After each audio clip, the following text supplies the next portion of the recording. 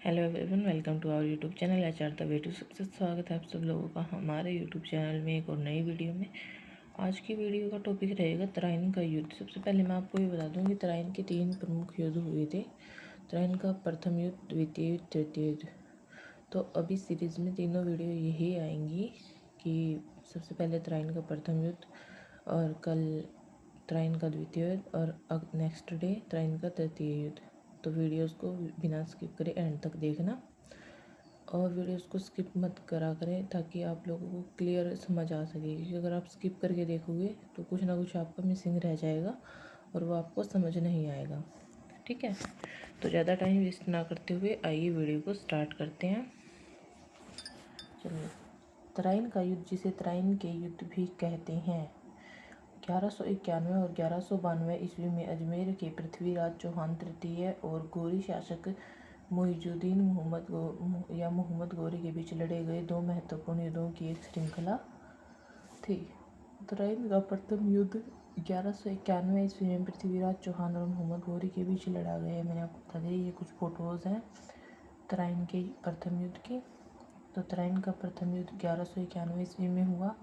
लड़ने वाले कौन थे, यानी कि योद्धा कौन थे? पृथ्वीराज चौहान और मोहम्मद गोरी। स्थान कौन सा था? वर्तमान हरियाणा के थानेसर के पास तराइन शहर। तो तराइन का युद्ध कहाँ लड़ा गया था? हरियाणा के थानेसर के पास तराइन शहर में। परिणाम क्या हुआ था? राजपूतों की जीत हो गई थी और मोहम्मद गोरी भागने में सफल रहे थे।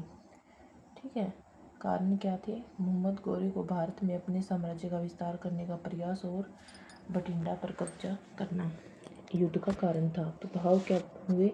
मोहम्मद गोरी ने अपनी कमजोरियों से सीखा और अपनी सीमाओं को मजबूत करने में पृथ्वीराज की असमर्थता का भारत के इतिहास पर विनाशकारी प्रभाव पड़ा। ठीक है, तो ये थे तराइन के प्रथम युद्ध के लड़ने वाले स्थान, परिणाम, कारण और प्रभाव। तो आइए चलते हैं कारण। मोहम्मद गोरी भारत में अपने साम्राज्य का विस्तार करना चाहता था। उस समय उत्तरी भारत छोटे और कमजोर राज्यों का समूह था।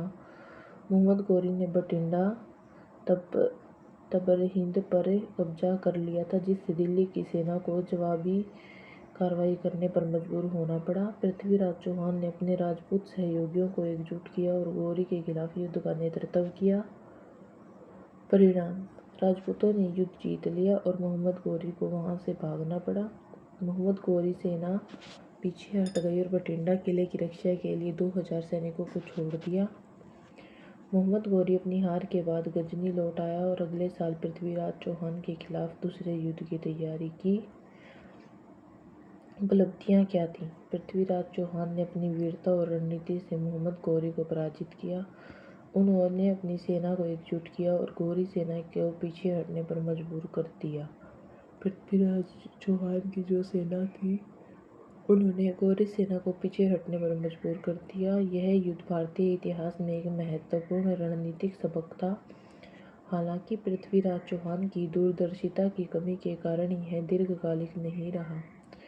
ठीक है, तो ये युद्ध जो है अल्पकालिक है, कम समय चला था, ज़्यादा समय लंबा नहीं चला था। तराइन का प्रथम युद्ध 1911 ईस्वी में दो मुख्य पक्ष शामिल थे, जिनमें से प्रत्येक की अपनी नेतृत्व और सैन्य शक्ति थी। तो सबसे पहले पृथ्वीराज चौहान के नेतृत्व में देख लेते हैं। राजपूत संघ थे ये। नेता पृथ्वीराज चौहान थे, जो अजमेर और दिल्ली के शक्तिशाली राजपूत शासक थे। सैन्य शक्ति, राजपूत राजाओं का एक संघ जिसमें दिल्ली के गोविंद राज जैसे सामंत भी शामिल थे। समकालीन मुस्लिम इतिहासकारों के अनुसार पृथ्वीराज चौहान की सेना में 2 लाख घुड़सवार और 3000 हाथी शामिल थे। तो जो सैन्य शक्ति थी, जो पृथ्वीराज चौहान की सैन्य शक्ति थी, उसमें 2 लाख घुड़सवार थे और 3000 हाथी शामिल थे। आधुनिक इतिहासकारों का अनुमान है कि यह संख्या लगभग 50,000 थी। ये सेनाएं तीरंदाजी, घुड़सवारी और युद्ध में हाथियों का उपयोग करने में भी कुशल थी। ठीक है, जो पृथ्वीराज चौहान की जो सेना थी, वो हाथियों का उपयोग करने में, तीरंदाजी करने में, घुड़सवारी युद्ध करने में कुशल थी। आ जाते हैं मोहम्मद गौरी के नेतृत्व में कुरिद सेना। ठीक है, नेता कौन थे? मोहम्मद गौरी, जो घोर के शासक थे और भारत में अपना साम्राज्य विस्तार करना चाहते थे। वह जाते हैं मोहम्मद गौरी की सैन्य शक्तियाँ। एक तुर्की जनजाति गुरिद की सेना जो घुड़सवारों और धनुर्धारियों से बनी हुई थी।